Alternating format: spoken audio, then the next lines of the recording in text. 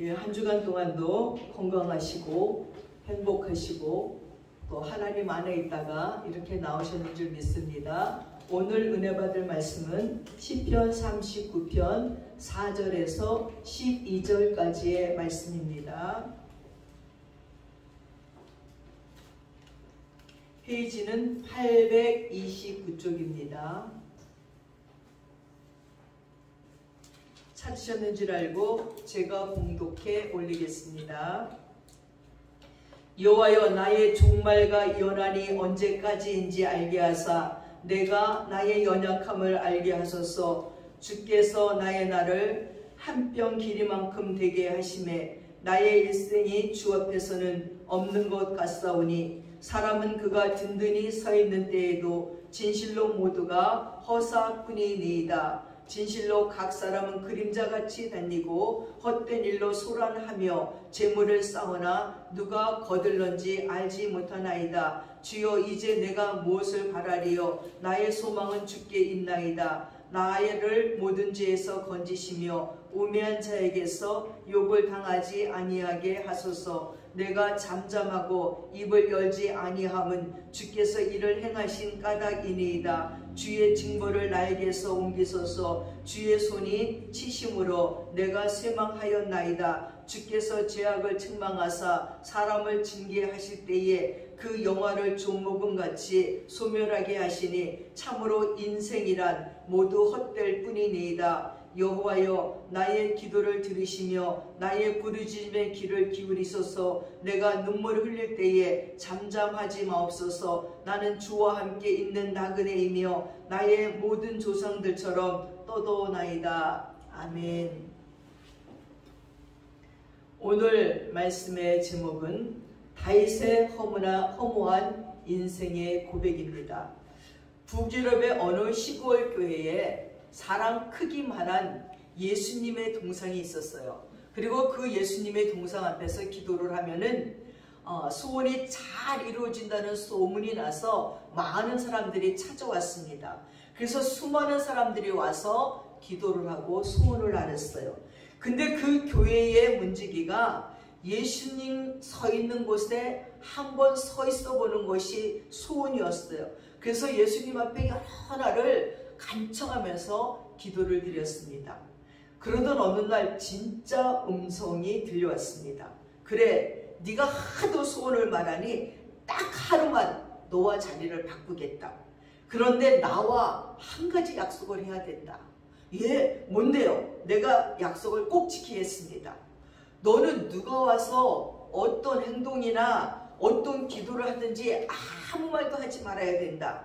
다시 말하지만 절대 말하지 말거라. 알겠느냐? 하고 말했습니다. 문지기는 네, 절대 침묵하겠다고 굳건하게 약속을 했습니다. 그래서 어느 날 문지기는 예수님의 동상이 되고 예수님은 문지기가 되었습니다. 문지기가 된 예수님은 많은 사람들이 들어오고 나가는 것을 침묵으로 바라보고 또 문지기가 예수님의 동상으로 서 있을 때에 첫 번째 사람이 왔습니다. 그는 아주 부자였고 도박가였습니다.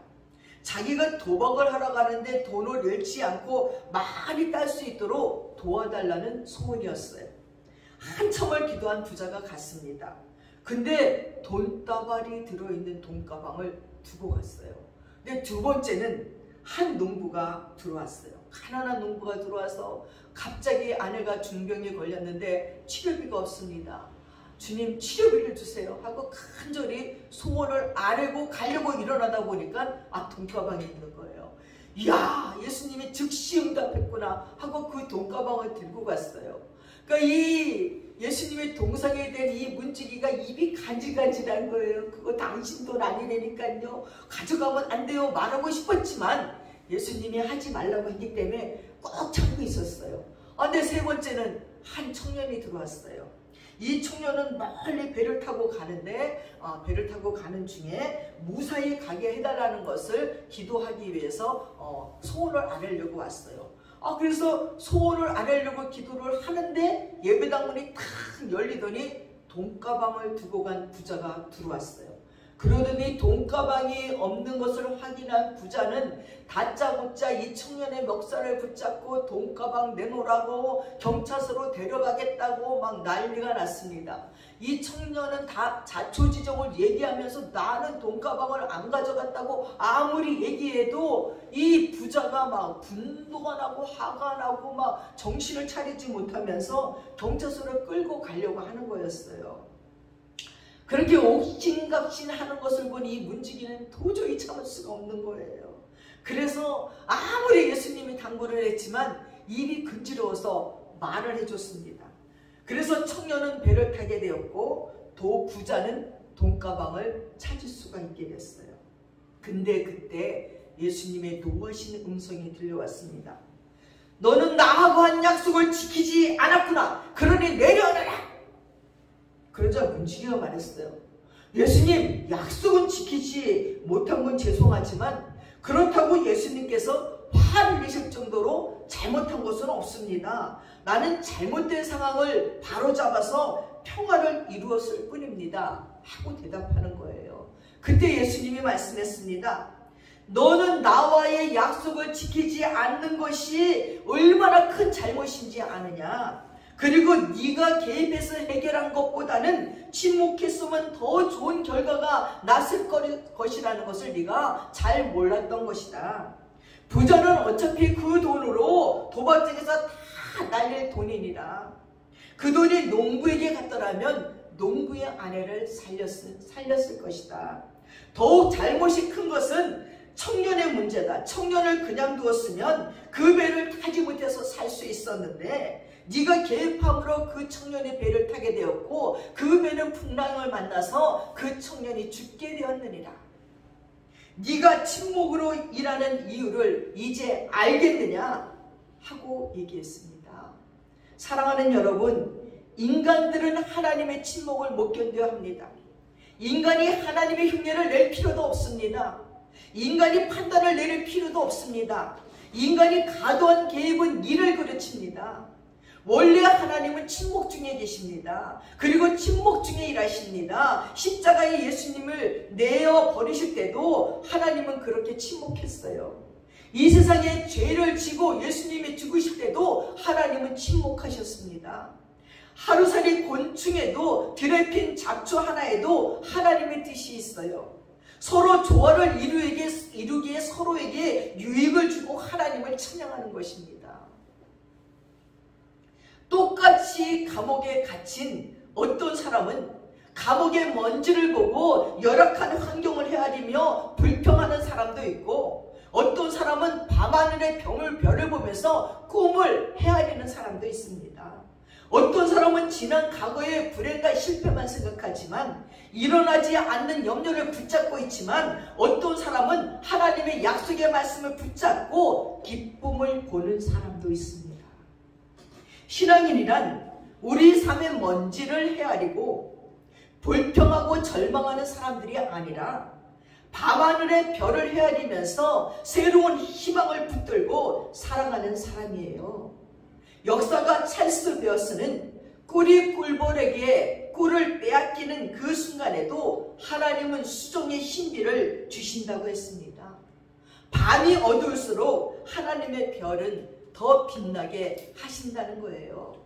고통 중에 부르짖는 욥의 기도도 침묵하시는 하나님께 부르짖는 내용이에요. 하박국의 기도도 불의한 일에 대해서 침묵하고 계시는 하나님께 부르짖는 절규였어요.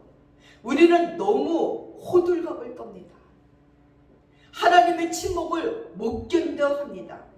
우리는 하나님의 침묵을 절망이라고 단정합니다. 그러나 하나님은 침묵이십니다. 하나님은 침묵 중에 계시지만 역사는 도도하게 흘러가고 있습니다. 하나님이 돌리시는 역사의 맷돌은 비록 천천히 돌아가지만 정확하게 돌아간다는 거예요. 하나님이 하시는 일은 지금은 보이지도 않고 들을 수도 없지만 지나고 되돌아보면 세심하게 하나하나 하나님의 섭리 가운데 이루어진 것을 볼 수 있습니다. 오늘도 세상은 부조리하고 혼란합니다. 정직하고 의로운 사람들이 고난을 받고 불의한 자들이 큰 소리를 치고 활개를 치는 오늘이지만 하나님은 여전히 침묵 중에 계십니다. 그러나 우리는 믿습니다. 침묵 중에 섭리하시고 침묵 중에 간섭하시는 것을요. 여러분, 이 세상에서 일어나는 대부분의 일들은 우리는 이해할 수 없어요. 특히 죽음에 대한 일들은 알 수도 없고 이해되지도 않습니다. 오늘 살아 숨쉬는 사람들이 내일이면 사라져 버리는 것을 생각하면 허무하기 그지없습니다. 저는 5월 마지막 주 월요일 아침에 친구 오빠가 세상을 떠났다는 소식을 들었습니다. 마음에 쿵 하는 소리가 들렸어요. 그 어떤 죽음보다 마음이 아팠습니다. 왜냐하면 그분의 영혼을 구원하고자 계속 하나님이 기도를 시켰고 밤이나 낮이나 틈만 나면 기도를 했었습니다. 그리고 바로 전주에 세종에서 친구가 농장으로 불러서 어머니를 모시고 동생이랑 다녀오면서 한 50년 만에 그 친구 오빠를 만나서 옛 이야기를 나눴습니다. 아직 주님을 믿지 않고 계셨기 때문에 서울로 오는 차 안에서 계속 복음을 제시했고 간증을 했고 천국에 대한 이야기를 들려줬습니다. 그때 차가 쭉 오면서 평택쯤 왔을 적에 그 오빠가 얘기하더라고요. 저기 평택에 우리 가족 납골당이 있어. 내가 납골당을 형제들과 해서 만들어놨어. 그러니까 저희 동생이 그럼 오빠도 죽으면 저기 가겠네? 그럼 나도 저기 가야지 했었어요. 그러면서 말씀하시는 게 인생을 살면서 늙어가는 것을 체험하는 게 얼마나 복인지, 늙는 게 서러운 게 아니라 늙고 가는 것을 내가 경험하는 것이 감사하다는 얘기를 했었습니다. 아니 그래서 서울로 돌아와서 열심히 설교 말씀을 보내주고 성경 말씀을 보내주고 이 오빠가 카톡도 못하면서 거기에 답을 하려고 막 카톡을 배우셔갖고 고맙다고 이제 동생 말을 잘 들으려네 막 이러면서 메시지도 보내준 지 딱 5일째가 됐는데 메시지가 끊겼어요. 제가 말씀을 보내주는데도 아무 답이 없어요. 그래서 왜 무슨 일이 계십니까? 막 불안하기 시작한 거예요. 금요일날 11시 50분에 메시지가 오고 삭제되고 그 다음부터 쫙 아무 일이 없는 거예요. 저는 그날따라 너무 피곤해서 8시 반쯤에 메시지가 온 것에 답을 못 해줘서 미안해서 그 다음날 무슨 잠을 한 20시간을 잤어요 제가. 그리고 그 다음날 낮 1시에 일어나가지고 그때부터 메시지를 보내면서 내가 피곤해갖고 잠을 잤냐고 답을 못했습니다. 아무 답이 없는 거예요. 며칠 동안. 너무 답답해서 친구에게 전화를 걸어서 무슨 일이 있는지 이렇게 메시지에 답이 없다 그러니까 지난 금요일날 계단에서 굴러가지고 지금 중환자실에 있다는 거예요. 이렇게 금방까지도 카톡을 나에게 보냈는데 가슴이 쿵 하는 거예요. 일찍 카톡을 내가 답을 썼더라면 이런 일이 없지는 않았을까. 여러 가지 생각이 왔습니다. 근데 의식은 좀 있으니까는 생명에는 지장이 없을 것 같다 그래서 기도만 계속 했는데 연락이 왔어요. 돌아가셨다. 만난 지 2주일 만에 가신 거예요. 50년 만에 만난 지 2주일 만에. 이게 무슨 이런 일이 있나. 이게 사람의 생명이 어떻게 이렇게 금방 가지. 그래서 갔더니 임종 예배 또 입간 예배 발인 예배를 드려주고 돌아왔습니다. 내 생각에는 좀 더 사시다가 예수님 안에서 행복을 누리시다가 가셨으면 했지만 하나님은 그 영혼을 구원하시고자 그 며칠을 준비시킨 거라는 생각이 들었습니다. 이미 오래전에 갈 수도 있었는데 50년 만에 친구 동생이 목사된 나를 소환시켜서 그에게 복음을 제시하게 하시고 그리고 급하게 그를 데려가신 것을 생각했습니다. 그리고 사랑의 하나님임을 감사했습니다.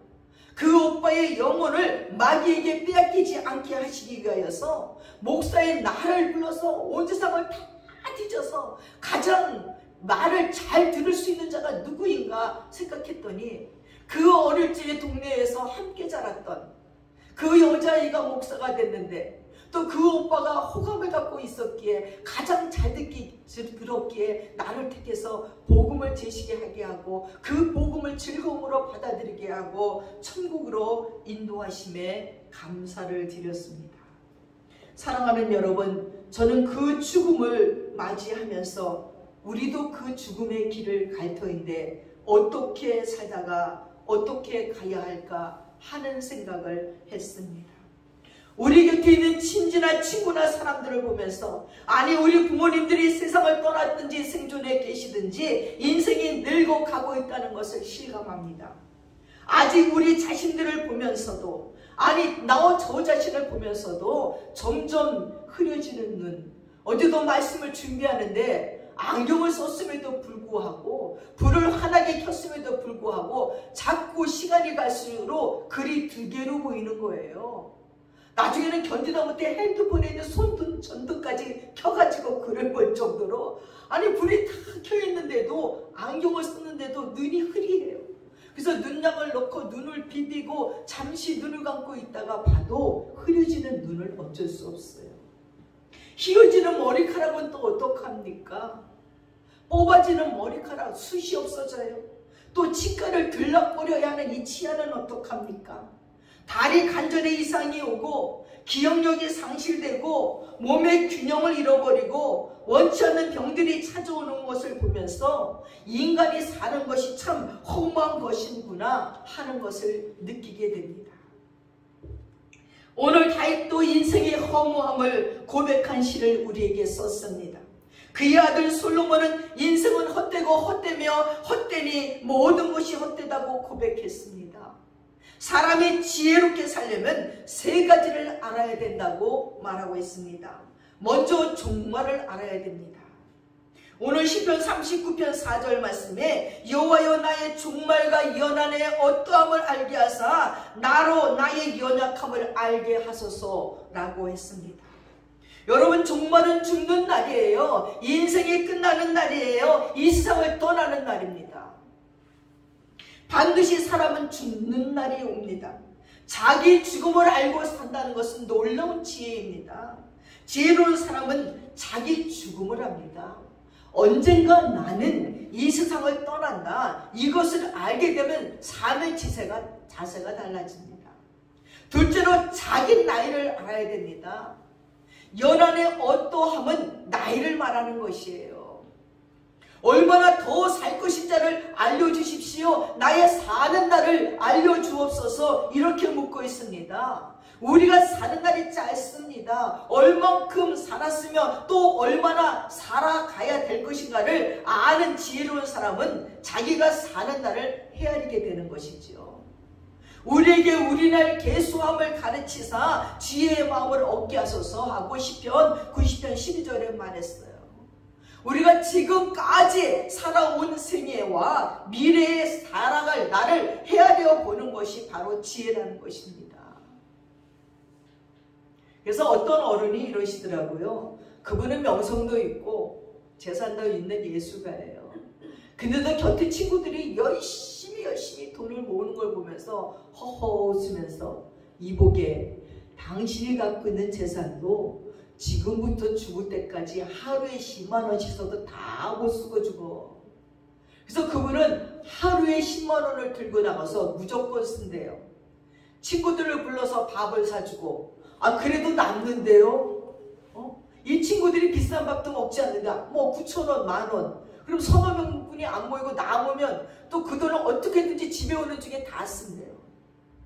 그렇다고 돈벌이가 있는 건 아니지만 대출 내서라도 쓴대요. 집이 있으니까, 건물이 있으니까. 그래서 친구들에게 지금 나이가 80이 다 돼가는데 얼마나 살겠다고 그렇게 아끼나. 살아봐야 10년이야. 10년 동안 하루에 10만 원씩 써도 얼마 안 돼. 당신 재산 다 못 쓰고 가. 저는 참 지혜롭다고 생각을 했습니다. 인간이 산다는 것 자체가 다 그림자 같은 것이고 우리가 사는 날은 한 뼘 짧은 것이라고 고백했습니다. 인생의 허무함을 잘 묘사한 솔로몬은 인생의 헛됨을 바람 잡는 것이라고 말했어요. 내가 헤아려서 행하는 모든 일을 본즉 다 헛되어 바람을 잡은 것이로다. 전도서 1장 14절 말씀.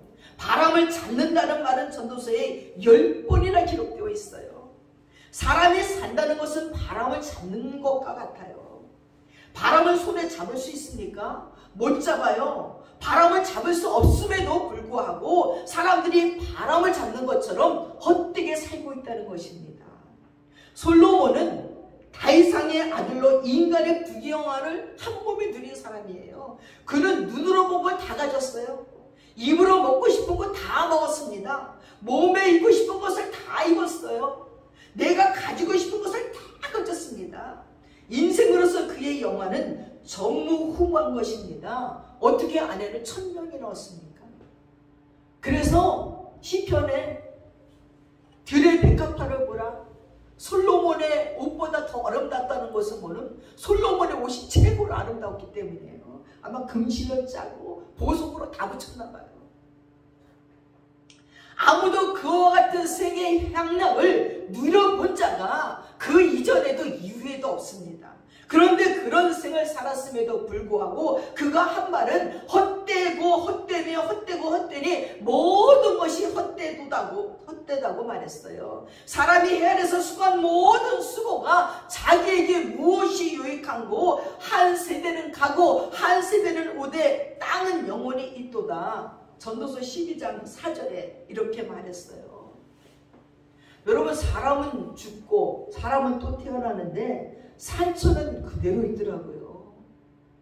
때때로 생각해봐요. 여러분이 왔다가 그냥 가도 자연은 그대로 있어요. 내가 왔다 갔다고 흔적이 있는 것도 아니에요. 누가 안타까워하는 것도 아니에요. 내가 살다가 가는데 울어주는 거 하루, 부모님은 좀 가슴이 아프고 자녀들은 좀 가슴이 아프겠지만 장례식에서 한 번 참배하고 그리고 다 희낙낙하고 밥 먹고 가고 잊어버리는 거예요. 내가 살아온 인생의 그 많은 사랑했던 것들, 소중히 여겼던 모든 것들, 소중히 여겼던 사람들이 그렇게 나를 소중히 여기지 않는다는 거예요. 그렇게 오래 기억하고 있지 않다는 것입니다. 솔로몬은 외해 아래서 사는 동안 인간이 하는 모든 일을 바람을 잡는 것과 같다고 했을까요? 먼저 인생이 바람처럼 사라진다는 것입니다. 주께서 나의 날을 손 넓이만큼 되게 하시며 나의 일생이 주의 앞에는 없는 것 같사오니 5절의 말씀처럼 이것은 인생의 짧음과 허물을 말하고 있습니다. 바람처럼 사라지는 세월을 막을 길이 없습니다. 세월이 얼마나 빠른지 날아간다고 했어요. 우리는 모두 젊음의 시간이 영원할 줄 압니다. 저는요, 안 늙을 줄 알았어요. 날마다 17살인 줄 알았어요. 근데 어느새요 70을 바라보는 나이가 됐어요. 그리고 어느새 늙어가고 있어요. 젊었을 때의 그 아름다움이 다 사라져가고 있어요. 그래서 언뜻 운전을 하고 가다 한 여자 소녀가 지나가는데 원피스를 입고 허리를 찰떡하게 벨트를 메고 긴 머리를 바람에 날리면서 가는데 씩 보면서 저거 옛날에 내 모습이었는데 하고 돌아다 보니까 그건 수십 년 전의 내 모습이었어요. 바람을 가르면서 꿈에 부풀어서 살랑대면서 거렸던 그 시절은 이미 수십 년 전의 내 모습이었고 지금은 이미 늙어가고 있는 나의 모습이 있다는 것을 깨닫게 됩니다. 사랑하는 여러분, 우리의 모든 날이 주의 분노 중에 지나가며 우리의 평생이 일시간에 다하였나이다. 우리의 연수가 70이여 강건하면 80이라도 그 연수의 자랑은 수고와 슬픔뿐이요 신속히 가니 우리가 날아가나이다 하고 다윗이 시편 90편 9절 10절에 말했어요. 실로 인생에 사는 날이 짧습니다. 덧없이 갈 뿐입니다. 그래서 예시에는 이런 시를 썼습니다. 내 청춘 누구 주고 네 백발 가져온고 백발이 오고 가는 길 알았던들 막을 것을 알고도 목 맞는 길이니 그를 서러워하노라 하고 말했습니다. 야고보 사도는 내일 일을 너희가 알지 못하는도다. 너희의 생명이 무엇이뇨? 너희는 잠깐 보이다가 없어지는 안개라고 했습니다. 또한 히스기야는 내가 내 생명을 말기를 직공이 배를 걷어 마른같이 하였도다. 주께서 나를 틀에서 끊으시리니 나의 명이 조속간에 마치리이다 라고 말했어요. 이사야 선지자는 하나님께서 이렇게 외치는 소리를 들었습니다. 내가 무엇이라 외치니까 주께서 모든 육체는 풀이요 그 모든 아름다움은 들의 꽃 같으니 풀은 마르고 꽃은 시듬은 여호와의 기운이 그 위에 붐이라. 이 백성은 실로 풀이로다. 풀은 마르고 꽃은 시드나 우리 하나님의 말씀은 영영의 서리라 하리라 하고 말했습니다. 사랑하는 여러분, 세상의 모든 것은 지나갑니다. 우리 인생의 한때의 아름다움은 들의 꽃처럼 시들어갑니다. 이것을 우리가 실감합니다. 요즘 여백이라는 노래에 잘생긴 사람은 세월이 가는 것이 아시겠지만 한때 아름다웠던 사람들은요, 자기 자신이 늙어가는 것을 아쉬워하고 있습니다. 인간은 바람처럼 흔들리는 존재예요. 사람이 든든히 선 때도 진실로 허사뿐이에요. 진실로 각 사람은 그림자같이 다니고 우리는 언제 무슨 일이 일어날는지 모른다는 거예요. 인생 자체가 바람에 흔들리고 있으니까 주께서 사람을 뒷걸로 돌아가게 하시고 말씀하시기를 너희 인생들은 돌아가라 하셨사오니 주의 목전에서 천년이 지나간 어제 같고 밤에 현 경적 같을 뿐이니라고. 주께서 저희를 홍수같이 쓸어가시나이다. 저희는 잠깐 지는 것 같으며 아침에 돋는 풀 같으니다고 시편 90편 3절 5절에 말했어요. 얼마나 지혜로운 시인들인지, 얼마나 인생을 이렇게 잘 표현했는지 모르겠습니다. 이 세상 어느 것도 든든한 것이 없어요. 지진이 나면 빌딩이 무너지고요, 정권도 무너지고 때가 남은 청춘도 내놓아야 되고 건강도 무너집니다. 명예도 빼앗깁니다. 든든한 것이 없습니다. 이 세상에 믿을 것은 아무것도 없습니다. 그래서 성경은 헛된 일에 분노하며 재물을 쌓으나 누가 취하는지 알지 못하느니라고 했습니다. 우리가 그토록 억척스럽게 모든 재물은 결국은 내 손을 떠납니다.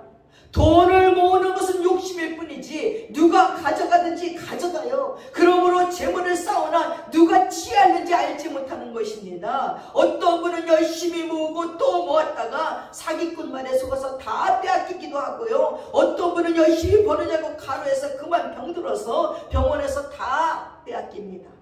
어떤 분은 열심히 모아서 평생에 쓰지 못하고 간직했다가 죽으면 자식에게 빼앗깁니다.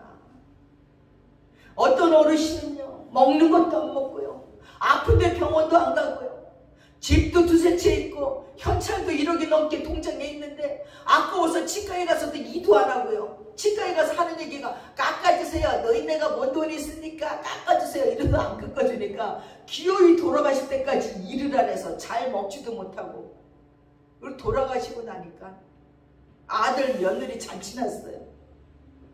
통장에 막 1억 5천 들어있지요. 현찰 있지요. 집 세 채지요. 새 들어오지요. 장례식에 막 어른들을 대접하는데 막 춤을 추면서 다니셔. 춤을 추며. 누구를 위해서 그렇게 안 쓰고 그렇게 모아놓다가 가셨는지 아고 답답하다 하는 생각이 들었습니다. 은을 사랑하는 자는 은으로 만족함이 없고 풍부를 사랑하는 자는 소득으로 만족함이 없나니 이것이 헛되도다. 재산이 더하면 먹는 자도 더하나니 그 소유주가 눈으로 보는 것 외에 무엇이 유익하냐고 전도서 5장 10절 11절에 말했습니다. 솔로몬처럼 영광을 다 누린 사람이 없어요. 그런데 솔로몬은 이것이 잘 산 것이 아니라고 우리에게 경고하고 있습니다. 만물의 피곤함을 사람이 말로 다 할 수가 없대요. 눈은 보아도 족함이 없고 귀는 들어도 차지 아니하고, 눈은 보아도 만족함이 있습니까? 귀로 들어서 만족한 것이 있습니까? 눈으로 보아서 만족하신 것이 없고 귀로 들어도 만족한 것이 없다는 거예요. 예쁜 여자라고 다 만족하는 사람도 없습니다. 바람난 남편들을 보면요, 부인들이 다 이쁘더라고요. 또 아름다운 자연을 보고 싶어 세계 일주를 하지만 이 세상 어느 곳을 가봐도 결론은 그것이 그거예요. 이 세상은 어느 것 하나 만족할 수 없어요. 바람을 잡는 것과 같다는 거지요. 오늘 우리는 분명히 알아야 됩니다. 우리가 이 땅에서 어떤 것을 받고 살아도 만족함이 없어요. 자동차를 바꿔도 그게 그거예요.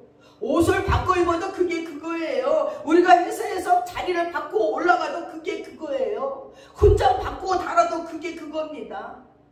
주여, 내가 무엇을 바라리요? 나의 소망은 주께 있나이다. 시편 39절 9장 7절 말씀처럼, 다시 말하면 그러나 나의 주여, 이제 무엇을 바라고 살리까? 당신 외에 또 누구를 믿으리까? 이 말입니다. 사랑하는 여러분, 하나님뿐이 없어요. 나를 위해서 십자가에 못 박혀 죽어주시고 사흘 만에 부활하시고 하늘에 올라가셔서 나의 초소를 준비하고 계시는 우리 주님뿐이 없다는 것입니다. 이 땅의 모든 것들을 다 가진들 다 두고 가는 거예요.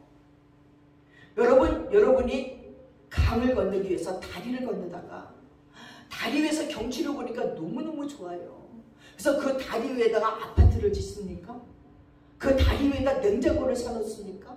그 다리 위에 세탁기를 놓습니까? 그 다리 위에 침대를 갖다 놓고 좋은 가구를 놓습니까? 다리 건너가면 끝인데. 바로 우리 인생이 그 강 건너는 다리와 똑같아요. 이 다리를 건너가면 아버지의 영원한 나라에 가야 되는데 그 다리 위에서 여기가 너무 좋사오니 하고 거기다 돈을 쳐들여서 침대를 사고 가구를 사고 냉장고를 사고 자동차를 사고 세탁기를 사고 그러는 모습과 똑같다는 이야기입니다. 사랑하는 여러분, 하나님으로 만족하며 사는 자가 복이 있습니다. 이 세상은 어느 것으로도 만족할 수 없습니다. 많은 사람들이 돈이 있어야 한다고 말합니다. 그러나 돈이 가지고 있는 것은 한계가 있어요. 돈으로 옷은 살 수 있어요. 그러나 보양은 돈으로 못 삽니다. 돈으로 음식은 살 수 있어요. 그러나 밥맛은 돈으로 살 수가 없습니다. 돈으로 책은 살 수 있지만 돈으로 실력은 살 수가 없습니다. 돈으로 약은 살 수 있어요. 그러나 건강은 돈으로 살 수 없습니다. 여러분, 돈으로 침대는 살 수 있지만 돈으로 잠은 살 수 없습니다. 돈으로 물건은 살 수 있지만 돈으로 행복은 살 수 없습니다. 돈으로 세계 일주는 할 수 있지만 돈으로 천국은 살 수가 없습니다. 돈이 없으면요, 조금 불편할 뿐이에요. 좁은 집에 살면 불편합니다. 그러나 그것이 나에게 불행한 것이 아니에요. 이 땅에 살면서 어디에 살든지 인간의 문제는 하나님을 모시고 하늘의 행복을 담았느냐 하는 것입니다. 이 세상 어느 것으로 만족할 수 없는 것이 인생입니다. 오직 인생은 하나님 한 분으로 만족할 수 있어야 됩니다. 인생은 모두 목마른 존재입니다. 헛된 일을 헤매다가 목마르고 갈증나고 바람을 잡는 것처럼 헤매다가 죽습니다.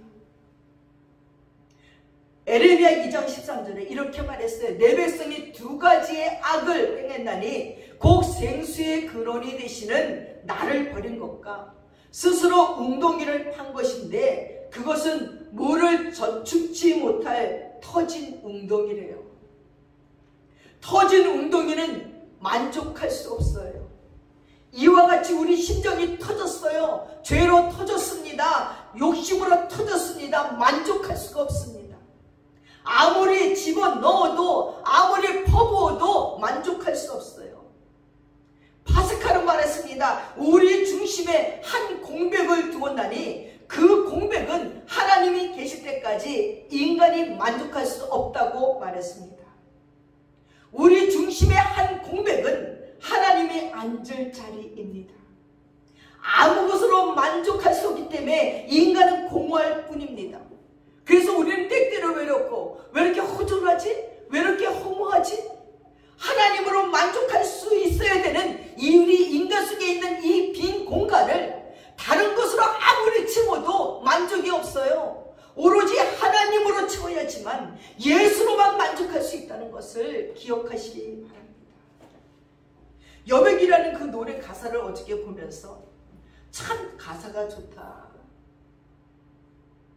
전화기는 충전하면서 내 삶은 충전하지 못하고 사네. 아무리 화려한 옷을 입어도 저녁이면 벗어야 되는데 얼굴이 잘생긴 사람들은 늙어가는 게 슬프겠지만 우리는 전화기를 충전하듯이 우리 마음속에 예수를 충전해야지요. 내가 공허하고 허전하고 바람을 잡으려는 마음이 많을 때마다 예수로 충전이 안 됐구나 하고 예수를 충전해야 됩니다. 그래서 주 안에서 행복을 얻어야 됩니다. 예수님이 주시는 복으로 만족해야 됩니다. 예수님이 주시는 은혜로 만족해야 됩니다. 살아도 예수 안에 살고 죽어도 예수 안에서 죽고 먹어도 예수님과 함께 잠을 자도 예수요. 예수님이 나의 전부가 되어야 돼요. 그래서 주님만 생각만 해도 눈물이 나고 하늘을 우러러보기만 해도 내 가슴이 하늘로 채워지고 내가 길을 걸을 때도 하나님께 감사하는 자만이 이 땅에서 행복할 수가 있습니다. 사랑하는 여러분, 전화기 충전만 하지 말고 예수로 충전하며 사시기를 바랍니다. 지금까지 살아오면서 나를 만족시킨 것이 이 세상에서 있었던지요? 살아오면서 무엇으로 만족했습니까? 아무것도 만족할 수 없는 것이 인간입니다.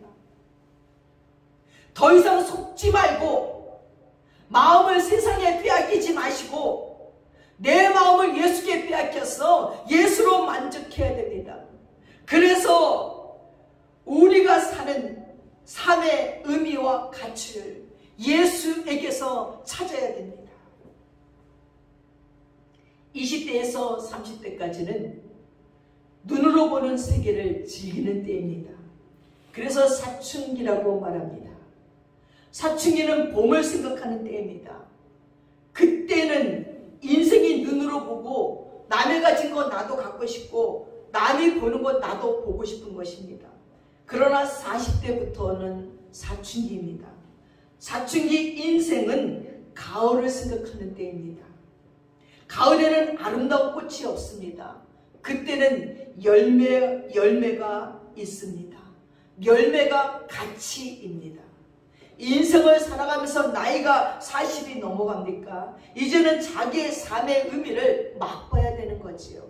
40이 넘은 사람이 꽃을 따라다니면 불행하게 되는 것입니다. 그래서 40이 넘어서 바람이 나면 추하대요. 40대는 열매가 있어야 된다는 것입니다. 유명한 피터 플랭클리는 단편소설 중에 고개사의 헌신이라는 책을 썼습니다. 저는 이 대목이 너무나 좋아서 설교 중에 몇 번이나 합니다. 거기에 난쟁이 고개사가 나와요. 이 난쟁이는 거꾸로 서서 공을 돌리고 접시를 돌리면서 지나가는 사람들이 돈을 던져주면 그것으로 먹고 살았어요. 근데 나이가 되니까 그것나마 할 수가 없어요. 그래서 불쌍히 여긴 신부님이 성당에 데려다 놓았어요. 자한 신부님이나 살도록 하도록 했습니다. 근데 이 난쟁이가 성당에 온 뒤부터는 차츰 얼굴에 생기를 잃어가는 거예요. 삶의 의미를 찾지 못하는 거예요. 어느 날 미사를 드리면서 이런 얘기를 듣는 거예요. 누구든지 자기가 가진 재능을 가지고 주님께 드리는 자가 주님을 기쁘시게 하는 자다 하는 말씀을 들었어요. 그때 난쟁이 마음속에 이런 생각이 들었습니다.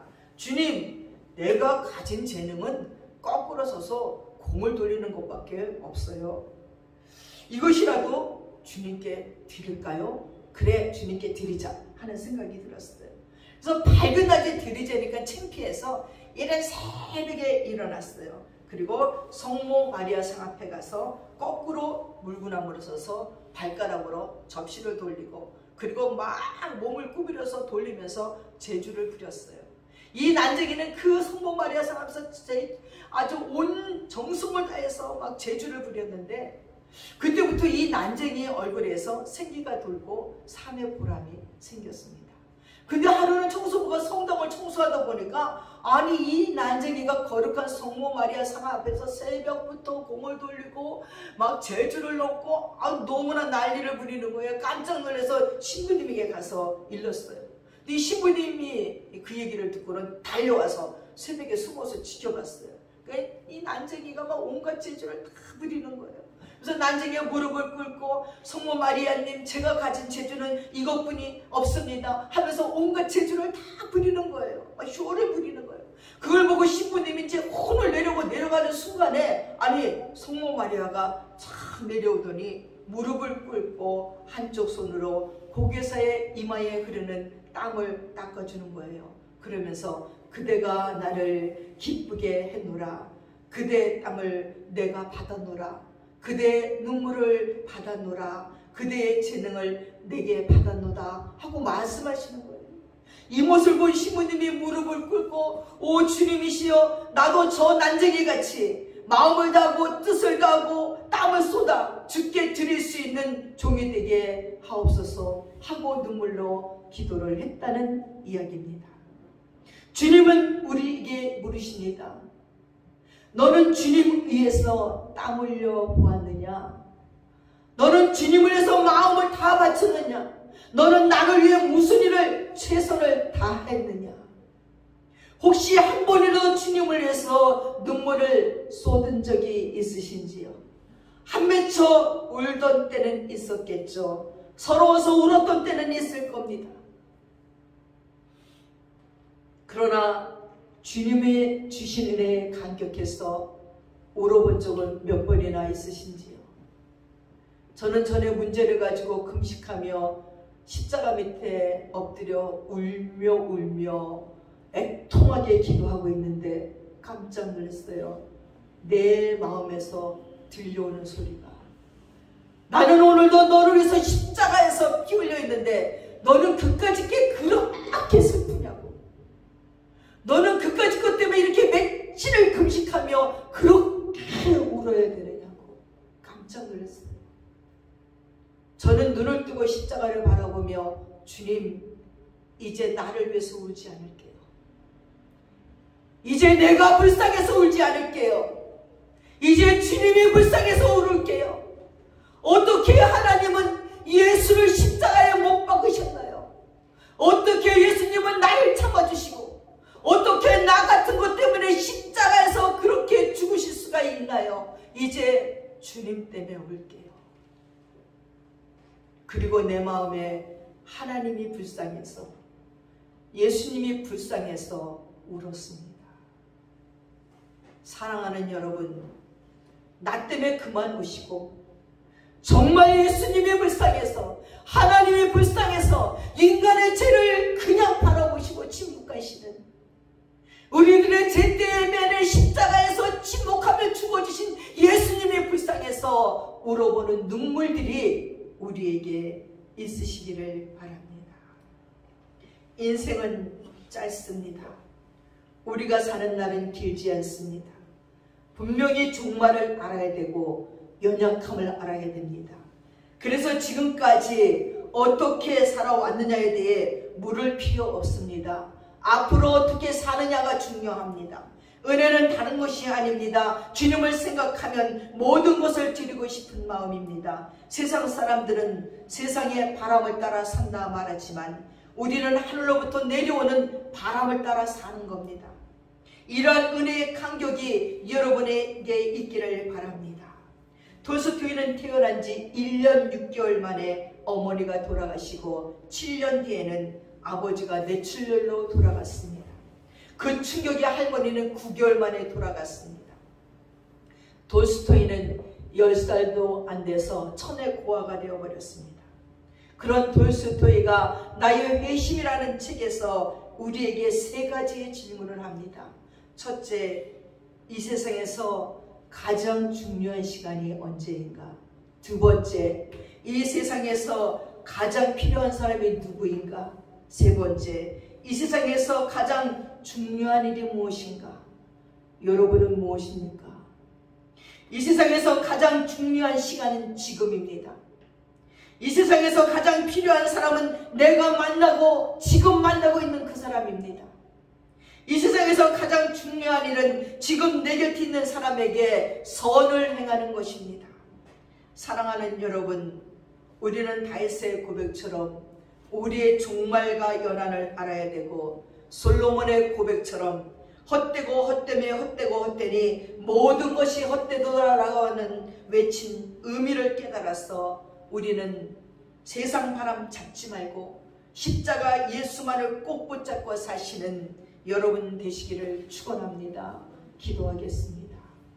사랑하는 아버지 하나님, 미련하고 어리석어서 인생이 짧다는 것을 깨닫지 못하고 영원히 살 것 같이 오늘 이 세상에 미련두며 미련 떨고 살고 있는 우리를 불쌍히 여겨주시옵소서. 다윗처럼 아버지 하나님, 인생의 연한을 알게 하여 주시옵소서. 우리들의 인생이 바람같이 지나간다는 것을 기억하게 하시고, 솔로몬처럼 인생에서 행하는 모든 것들이 움켜쥐는 모든 것이 바람이고 헛되고 헛되며 헛되고 헛되다는 것을 깨달아 하는 저희들 되게 도와주시옵소서. 그래서 하나님, 지금 이 순간이 중요한 줄을 알게 하시고 지금 우리 곁에 있는 사람들, 지금 만나는 사람들에게 선을 행할 줄 아는 하나님의 사람들이 되도록 축복해 주셔서 가장 보람된 가치 있는 시간을 사는 저희들이 되도록 축복해 주시옵소서. 감사드리며 우리 예수님의 이름 받들어 기도드렸사옵나이다. 아멘.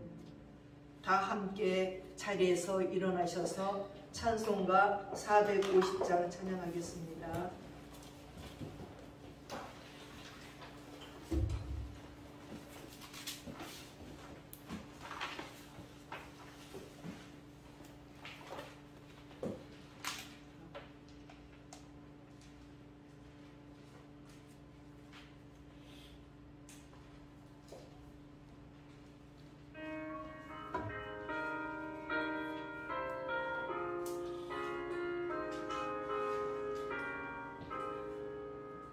내 평생 소원이 높은 주의 일하다가 이 세상이며 아니나 주의 하리라. 꿈같이 헛된 세상이 취할 것 무엇냐.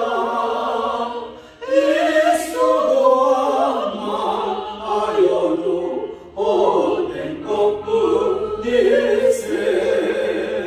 불같은 시험 많으나 겁내지 맙시다. 구주의 권능 크시니 이기고 남겠네.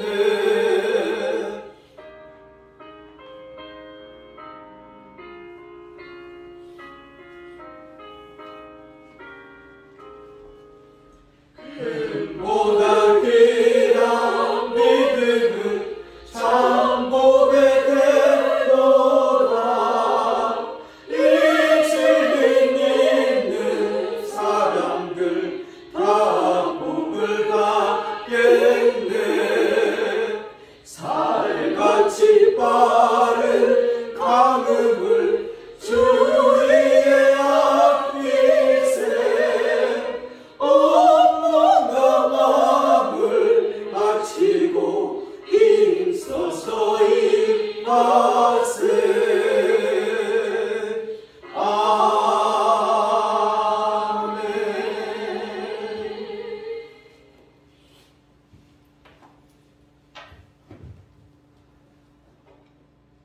기도하겠습니다. 지금은 우리 주 예수 그리스도의 한없는 은혜와 우리 아버지 하나님의 한량없는 사랑과 성령님의 충만하시고 교통하심이 이제 다윗의 허무야 인생의 고백을 마음에 새기면서 이 인생을 지혜롭게 살기로 작정하는 믿음의 권속들 머리 위에 이제부터 영원토록 함께 하시옵기를 간절히 축원드리옵나이다. 아멘.